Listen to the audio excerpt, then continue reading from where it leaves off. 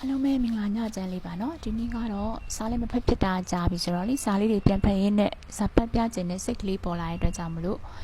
စားလေးတစ်ပိုက်တော့ဖက်ပြခြင်းနဲ့ပါเนาะဆိုတော့အခုချိန်မှာဆိုရင်ဒါလူတွေအားလုံးကပင်ပန်းနေကြတယ်ကို stress နဲ့ကိုပါเนาะလုံနေကြတဲ့အလုပ်ကိုင်းနေ့တူကရှင်တန်နေရတဲ့နော်ဘဝတွေပေါ့နော်ဘဝကိုစီရှိကြတယ်ပေါ့ရှင်တန်နေရတယ်တွာလာလှုပ်ရှားနေကြရတယ်ရှင်တန်နေကြတယ်ဆိုတော့အဲ့မှာသူကဘာဖြစ်လဲဆိုရင်လူတွေကကြတော့အချိန်နဲ့အမျှပါနော်လုပ်တွေစူးစမ်းနေရတယ်ပင်ပန်းကြတယ်ပေါ့ဒီနေ့ခေတ်ဆိုပို့ပြီးတော့မှ stress တွေပိုများကြတယ်ပေါ့နော်နိုင်ငံရေးစီးပွားရေးအခြေအနေအရက်ကြောင်ပေါ့နော်ဒါတွေကပင်ပန်းနေကြတယ်ဆိုတော့အဲ့မှာလည်းပဲဒီနေ့တော့ပေါ့နော်ဒီ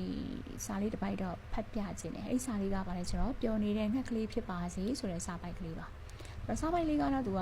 ဒီလူသားတွေကြုံတွေ့နေရတဲ့အခက်အခဲတွေကိုသူကဖြေရှင်းပေးထားတာပေါ့နော်တစ်စိတ်တစ်ပိုင်းတော့ဒါလေးကတော့ပြေလျော့မှုတော့ရှိမှာပါ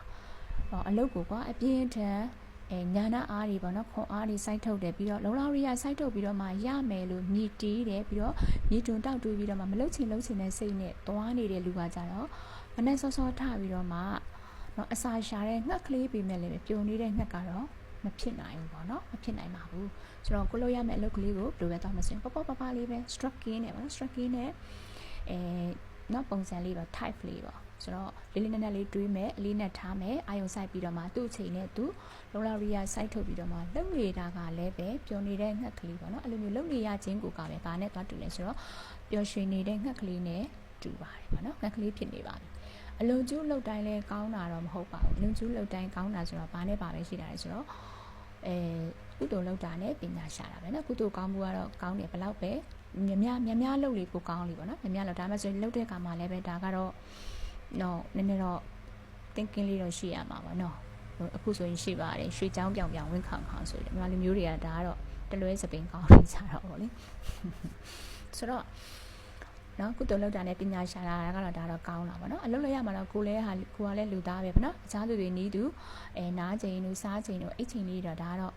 မှန်လေးတော့ရှိတင်တာပေါ့နော်မှန်တင်တယ်ပေါ့မမှန်တဲ့ခါကျကြာလာတဲ့ခါကျ stress တွေပြီးပြီးတော့မှဒီလူကပင်ပန်းပြီးတော့မှလဲသွားနိုင်တယ်ဆိုတော့ဒါစားချိန်အိတ်ချိန်ကလည်းပဲမှန်တင်တယ်ပေါ့နော်ဆိုတော့နောက်တစ်ခုကိုအပင်ပန်းကန်စူးစမ်းပြီးတော့မှရလာတဲ့ result ကမပျော်ရွှင်အောင်ဆိုလည်းပဲဒါတော့မဖြစ်သင့်ဘူးပေါ့နော်ကိုယ့်ရဲ့ဘေးမှာရှိတဲ့ကိုယ့်ရဲ့ခီးသွားတွေပေါ့နော်ကိုယ့်ရဲ့ဒီလုံဖို့ကင်ပန်းတငယ်ချင်းတွေဟာလည်းပဲပျော်ရွှင်ဖို့ရအတွက်ကိုကလှုပ်ဆောင်ပေးတင်တယ်ပေါ့နော်ဆိုတော့ကိုနဲ့အတူကိုယ့်ရဲ့တငယ်ချင်းတွေလည်းပျော်ရွှင်တဲ့ငှက်ကလေးတွေဖြစ်အောင်ပြန်တန်းနိုင်မှုလို့ဖေးမကူညီရင်းနဲ့နော်အားပေးစကားတွေပြောရင်းနဲ့နှစ်သိမ့်ပေးဖို့ကလည်းဒါကလည်းမမေ့တဲ့ချက်ထဲမှာပါတာပေါ့နော်တငယ်ချင်းတွေကိုလည်းအားပေးမယ်နှစ်သိမ့်မယ်ဖေးမကူညီပဲပေါ့ဒါလေးကလည်းပဲမရှိမဖြစ်အရေးကြီးတဲ့အချက်ကလေးပါပဲအားလုံးပဲကျင်းတဲ့နှစ်သိမ့်